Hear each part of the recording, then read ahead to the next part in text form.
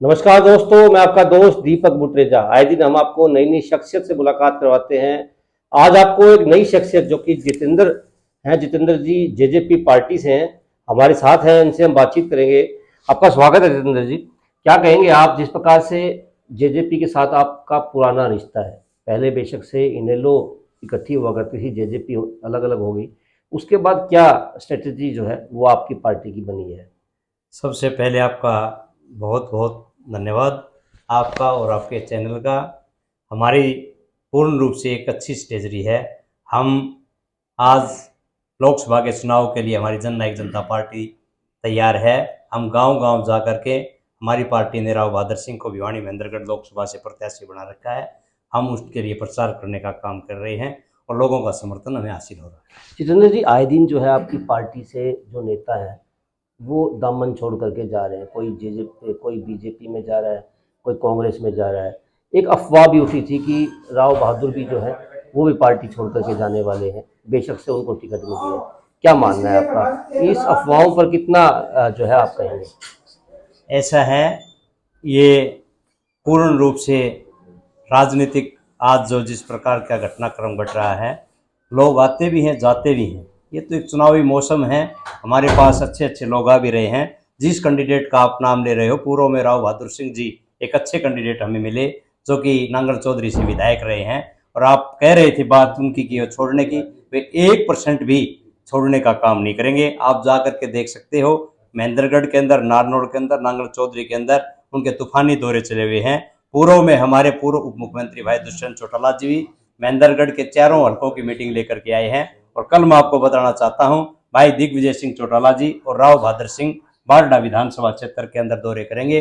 और भिवानी के भी प्रत्येक विधानसभा क्षेत्र के अंदर राव बहादुर सिंह जी ने दौरे कर लिए हैं और वे बड़ी मजबूती के साथ चुनाव लड़ने का काम करेंगे। राव बहादुर जी एकदम से आए और आते ही टिकट मिल गई। आप काफ़ी सालों के साथ लगे हुए हैं पार्टी के साथ, कंधे से कंधा मिला करके जुड़ के, आपको टिकट नहीं मिला तो आपको लगता नहीं है भाई, इतनी लंबे समय से आप मेहनत कर रहे हैं, आपको पार्टी ने टिकट नहीं दिया, एक बंदा नया आता है उसको तुरंत जो है टिकट मिल जाती है? मुझे पूर्व में हमारी दिल्ली के अंदर एक मीटिंग हुई थी, उसके अंदर भिवानी महेंद्रगढ़ लोकसभा का मुझे प्रभार दिया गया था। और उसके अंदर भिवानी महेंद्रगढ़ के प्रत्याशियों के आवेदन लाने के लिए आदरणीय डॉक्टर अजय सिंह चौटाला जी और दुष्यंत चौटाला जी ने मेरी जिम्मेवारी लगाई थी। उसके अंदर हमने सभी साथियों के आवेदन लिए थे। लेकिन जब हमने जनता का देखा और सारा सिस्टम देखा, तो हमने राव बहादुर सिंह हमसे भी अच्छे उम्मीदवार लगे, इसलिए उसको हमने टिकट देने का काम किया। और आप मुझे जिस प्रकार से आप लोकसभा का वो देख रहे हैं, मेरी कोई भी किसी प्रकार की लोकसभा का चुनाव लड़ने की कोई इच्छा नहीं थी और नहीं मेरी कोई भविष्य में कोई चुनाव लड़ने की इच्छा है। मैं तो ओनली वन, सिर्फ और सिर्फ जो डॉक्टर अजय सिंह चौटाला जी, माननीय उप मुख्यमंत्री दुष्यंत चौटाला जी मेरी ड्यूटी लगाते हैं, मैं उसको खड़ा करने का काम करता हूं। लोगों में जाकर के उनकी बातों को रखने का काम कर रहा हूं। हमने जिस प्रकार से राव बहादुर सिंह को यहाँ से कैंडिडेट बनाया है, वे पूर्ण रूप से एक मजबूत प्रत्याशी हैं। हिसार के अंदर श्रीमती नैना चौटाला जी, जहां दुष्यंत चौटाला जी और डॉक्टर अजय सिंह चौटाला जी की कर्म भूमि है, वहां पर वे पूर्ण रूप से विजयी होंगी और सभी जो वहां कैंडिडेट हैं धराशायी होंगे। अजय सिंह चौटाला जी ने जो जिस प्रकार से कहा था कि भिवानी मेरी कर्म भूमि है, मैं यहाँ से चुनाव लड़ूंगा, आप भी उस समय वहाँ मौजूद थे, और एकदम से फिर उन्होंने जो है राव बहादुर जी को टिकट दे दिया। हालांकि उन्होंने ये जरूर कहा था कि कानूनी अड़चन नहीं आई तो मैं चुनाव लड़ूंगा, नहीं तो फिर यहाँ से दिग्विजय चौटाला चुनाव लड़ेंगे। ना तो अजय सिंह चौटाला जी आए, ना दिग्विजय जी चुनाव लड़े यहाँ से भिवानी से। तो कहीं क्या मानते हैं आप एकदम से? डॉक्टर अजय सिंह चौटाला जी ने उस दिन जिस दिन प्रेस कॉन्फ्रेंस की थी, उस दिन क्लियरली ये बात कही थी, अगर कानूनी अड़चन नहीं आएगी तो मैं चुनाव लड़ूंगा। और अगर मैं चुनाव नहीं लड़ूंगा तो दिग्विजय सिंह चौटाला जी चुनाव लड़ेंगे। लेकिन बाद में जब हमारी पीएससी की मीटिंग हुई, उसमें यही फैसला हुआ कि जो एक आदमी घर से उतारा जाएगा, उसमें श्रीमती नैना चौटाला जी वो विधायक भी हैं और सीनियर भी हैं। इसलिए हमने वहाँ से नैना सिंह चौटाला जी को कैंडिडेट बनाने का काम किया। और जो भी साथी चुनाव लड़ रहे हैं, वह आदरणीय डॉक्टर अजय सिंह चौटाला ही समझ करके आगे चल रहे हैं, अजय सिंह चौटाला जी को ही आगे लेकर के चले हैं। उनकी कर्म भूमि में पहले भी राव बहादुर सिंह ने यहाँ से चुनाव लड़ने का काम किया था, तब भी डॉक्टर अजय सिंह चौटाला ने सबसे पहले ये कहा था कि मेरे मुखड़े को लेकर के मुझे मान करके आप वोट डालना। तो उस समय भी 3 लाख के समथिंग आदरणीय राव बहादुर सिंह को वोट मिले थे। और डॉक्टर राव बहादुर सिंह जी और डॉक्टर अजय सिंह चौटाला में कोई फर्क नहीं। उस समय जिस समय 3 लाख वोट आए थे, उस समय इनेलो की उससे वोट आए थे। आज जेजेपी अलग हो चुकी है, इनेलो अलग हो चुकी है। क्या मानते हैं, क्या उतना वोट बैंक फिर से मिल पाएगा? आप पीछे के चुनाव की देख सकते हैं, जब हम अलग हुए थे तो भी हम इंडियन नेशनल लोकदल से ऊपर थे। इंडियन नेशनल लोकदल का जो कैंडिडेट था वो हमसे बहुत नीचे था। और इसी प्रकार से जब विधानसभा के चुनाव आए तो आपको पता है, किसी को 1000, किसी को 1500, किसी को 800 वोट मिले थे। हमारे कैंडिडेट सारे 20+ थे। पूरे लोकसभा क्षेत्र के अंदर आप नज़र दौड़ा के देख सकते हो, उसके अंदर एक सीट के तो हमने बारडा से विधायक भी बनी है श्रीमती नैना चौटाला जी। और जितने भी हमारे प्रत्याशी थे 20+ थे। और आज पूर्ण रूप से जन नायक जनता पार्टी मजबूत है। एक एक कार्यकर्ता मजबूती के साथ चुनाव लड़ेगा। आप बार बार एक बात कह रहे हैं कि नेता जा रहे हैं, नेता जा रहे हैं, लेकिन कार्यकर्ता यही हैं। हम अपने कार्यकर्ताओं पर गर्व करते हैं। हमारा एक एक कार्यकर्ता पूर्ण रूप से मजबूती के साथ चुनाव लड़ने में सक्षम है। और आगे भी ऐसे ही होता रहता है, कभी आ गए कभी चले गए। जब हमारे पिछले चुनाव की बात करें 2019 के अंदर, जब हम लोकसभा का चुनाव लड़कर के पीछे हटे थे, तो तब भी हमारे विपक्षी लोगों ने एक आरोप लगाया था कि जन नायक जनता पार्टी खत्म हो गई है। लेकिन हमने बड़ी मजबूती के साथ चुनाव लड़ा। हमने 17-18% इस हरियाणा प्रदेश के अंदर वोट लेने का काम किया। कई जगह तो हमने 10 विधायक बनाए, कई जगह हमारे 1000 कम वोटों के मार्जिन से भी हमारे 15-10 कैंडिडेट हार गए थे। लेकिन आज भी हम उसी मजबूती के साथ, हमारा कार्यकर्ता मैदान में जुटा हुआ है।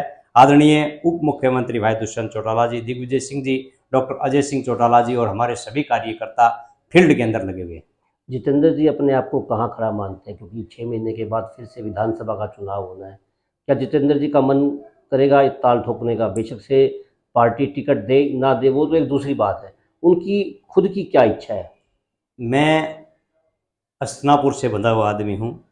पूर्व में भी आदरणीय डॉक्टर अजय सिंह चौटाला जी जब जेल में थे तो उन्होंने मुझे स्पष्ट शब्दों में कहा था कि जितेंद्र तेने भिवानी से चुनाव लड़ना है। और उप मुख्यमंत्री भाई दुष्यंत चौटाला जी ने भी मुझे बुला करके यह कहा था कि तू तैयारी कर, तेरी टिकट है। और मेरे को टिकट दे भी दी थी। लेकिन परिस्थितियाँ ऐसी हुई, मैंने भी उस टिकट का त्याग करने का काम किया। मैं अपने आप को डॉक्टर भारद्वाज को अपने से सीनियर मानता था, बड़ा भाई मानता था। मैंने उस टिकट को त्याग कर करके डॉक्टर शिवशंकर भारद्वाज को ही चुनाव लड़ाना उचित समझा उस टाइम पे, और मैंने उस टिकट को त्याग किया था। उस बात का मुझे डॉक्टर अजय सिंह चौटाला जी ने और आदरणीय दुष्यंत चौटाला जी ने बड़ी सराहना की थी। लेकिन अगर आज जन नायक जनता पार्टी, मेरे सुप्रीमो डॉक्टर अजय सिंह चौटाला जी मुझे ये कहेंगे कि भाई जितेंद्र तने चुनाव लड़ना है, तो मैं चुनाव लड़ने के लिए तैयार हूँ। अगर ये मुझे ये कहेंगे कि भाई तूने उस फलाने आदमी के वोट मांगने हैं, तो मैं उसके वोट मांगने की और सपोर्ट करने का काम करूँगा। मैं ओनली वन जन नायक जनता पार्टी का एक कार्यकर्ता बन करके उसकी मदद करूँगा। अगर मुझे चुनाव लड़ाने का काम करेंगे तो 100% मैं चुनाव बड़ी मजबूती से लड़ने आता हूँ। जितेंद्र जी, जब गठबंधन था बीजेपी का और जेजेपी का, बार बार जो है कार्यकर्ता कहते थे कि काम नहीं होते, उनमें कहीं ना कहीं समस्याओं से घिरा हुआ अपने आप को नेता भी मानते थे, क्योंकि नेताओं के पास वो जाते थे, नेता भी जो है काम करने का प्रयास बेशक से करते होंगे, लेकिन काम नहीं होते थे। बार बार उनके उल्हाने, एक तरह से उल्हाना ही कहा जाएगा, वो नेताओं को मिलते थे। आप क्या मानते हैं? ऐसा है, सत्ता पक्ष में होते हैं जब सभी लोग किसी से संतुष्ट नहीं होते। हमारे सहयोगी दल भारतीय जनता पार्टी के साथी भी हैं, क्या उनके सबके कार्य हो गए? लेकिन हमारे कार्यकर्ता ने पूर्ण रूप से कभी भी दुष्यंत चौटाला जी को कोई ओढ़मा देने का काम नहीं किया। और दुष्यंत चौटाला जी के पास जो भी साथी, चाहे डॉक्टर अजय सिंह चौटाला के पास, दिग्विजय जी के पास काम के लिए गए, तो उनको संतुष्ट करने का काम किया। और उन्होंने अधिकारियों को भी कहा कि इनका जो जायज़ काम है वो करिए। लेकिन जो काम ऐसे भी होते हैं जो नहीं होने के होते, और उस पर मैं उम्मीद लगा करके बैठ जाऊं कि ये कार्य हो जाए, तो संभव बात को नहीं है वे। लेकिन फिर भी आदरणीय दुष्यंत चौटाला जी ने हरियाणा में नहीं, मैं तो भिवानी की बात करूं, आप बात करें निनाण से लेकर के यहाँ तिगड़ाना तक रोड बन रहा है, वो BNR मंत्री थे। अनेक रोड हमारे, मैंने आदरणीय दुष्यंत चौटाला जी से कहा कि डाणा नरसाण से लेकर के ने बाईपास तक रोड खराब हो तो उसको मंजूर किया। मेरे ही विधानसभा क्षेत्र की बात करूं तो सावड़ से धारेड़ू रोड को मंजूर करने का काम किया। कितलाना से लेकर के ने बामड़ा तक रोड मंजूर करने का काम किया। 152 को सेंक्शन करवाया। ऐसे ऐसे अनेक उदाहरण हैं जो आदरणीय दुष्यंत चौटाला जी ने सर्वहित में करने का काम किया। मैं आपको बताना चाहता हूँ, अपनी जो गुजरानी के अंदर हवाई पट्टी है उसका सबसे बुरा हाल था। आज आप रात को भी देखते हो, छातों को ऊपर से हवाई जहाज उड़ रहे हैं, बच्चों को ट्रेनिंग दी जाती है।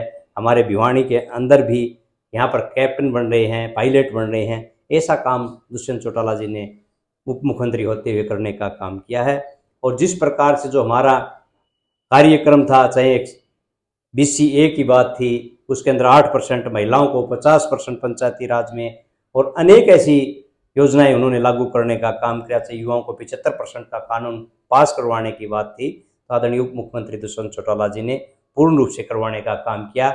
मैं तो एक बात कहना चाहता हूं, जिस प्रकार से हमारे विरोधी, किसान विरोधी की बात कर रहे हैं, आज भिवानी की अनाज मंडी के अंदर खरीद करने वाला कोई नहीं है। सरसों और गेहूं के पूर्ण रूप से ढेर लगे हुए हैं। जब दुष्यंत चौटाला जी पे ये महकमा था, चाहे हेफड़ था, नेफड़ था, DFSC थी, तो दुष्यंत चौटाला जी ने उस फसल को MSP पर खरीदवाने का काम किया। इसी के साथ साथ तुरंत 2 दिन के अंदर किसानों का पेमेंट का भुगतान भी करवाने का काम किया था। लेकिन आज उनकी कोई सूद लेने वाला नहीं है। इसी प्रकार से भाई दुष्यंत चौटाला जैसा होनहार युवा आगे बढ़े, हम उनके साथ हैं। जितेंद्र जी, आप कहते हैं कि जब आपका पिछली बार मन था चुनाव लड़ने का, आपने भी यस कर दी थी, डॉक्टर शिवशंकर भारद्वाज आ गए थे तो उनको टिकट देनी पड़ी। अब की बार जो है राव बहादुर जी को टिकट देनी पड़ी। अब आगे फिर से कोई और आ जाएगा। ऐसे में जो नेता जो शुरुआत से लगा हुआ है, जब उसको टिकट नहीं मिलेगी तो फिर क्या वो नेता साथ जुड़ा रहेगा? हमने पहले ही कहा था, हम त्यागी पुरुष हैं। हम डॉक्टर अजय सिंह चौटाला के संघर्ष के साथी हैं, और डॉक्टर अजय सिंह चौटाला जी के और दुष्यंत चौटाला जी और JJP से बंधे हुए हैं। अगर मुझे वे चुनाव लड़ाएंगे तो मैं 100% लड़ूंगा। अगर वे कहेंगे किसी साथी की मदद करनी है तो मदद करने का काम करूंगा। मुझे कोई किसी प्रकार का मलाल नहीं है। आप बार बार राव बहादुर सिंह की भी कह रहे हैं। राव बहादुर सिंह कोई नया आदमी थोड़ी था हमारे लिए। राव बहादुर सिंह पहले हमारी पार्टी में रह करके गए, हमारे साथ उसने संघर्ष किया है। हमारे जब अजय सिंह चौटाला जी यात्रा कर रहे थे, जन आक्रोश यात्रा, उसमें हमारे साथ वो पैदल घुमा करते थे। और आज जिस प्रकार से आप मुझे कह रहे हो, मेरी इच्छाएं चुनाव लड़ने की है, लेकिन अगर पार्टी कहेगी तो मैं लड़ूंगा, न वरना तो मैं पार्टी के साथ हूं, जहां भी आखिरी दम तक। मैंने डॉक्टर अजय सिंह चौटाला जी से एक वादा किया था, जब तक आप इस हरियाणा प्रदेश की पॉलिटिक्स में हो मैं आपके साथ हूं। आपका दुष्यंत और दिग्विजय भी साथ छोड़ जाएंगे, लेकिन जितेंद्र शर्मा आपके साथ हैं। बिल्कुल, जिस प्रकार से जितेंद्र शर्मा जी आज हमारे साथ थे, उन्होंने जिस प्रकार से बताया है कि उन्होंने त्याग किया था टिकट का, एक त्याग पुरुष जो है जितेंद्र धारूड़ जी बने हैं। उन्होंने बार बार पार्टी के साथ जुड़े रहने की बात भी कही है, और साथ ही कहा कि अगर पार्टी उन्हें इस बार मौका देगी तो इस बार वो विधानसभा का टिकट लेकर के जरूर मजबूती के साथ चुनाव लड़ेंगे और आगे बढ़ेंगे। वो तो खैर आने वाला समय बताएगा कि इनकी पार्टी जो कि JJP जननायक जनता पार्टी इनको टिकट देती है या नहीं देती, चुनाव ये लड़ते हैं या नहीं लड़ते। बाकी अगर आपको हमारी वीडियो पसंद आई तो जरूर आप हमारे चैनल को सब्सक्राइब करें, लाइक करें और शेयर करें। नमस्कार।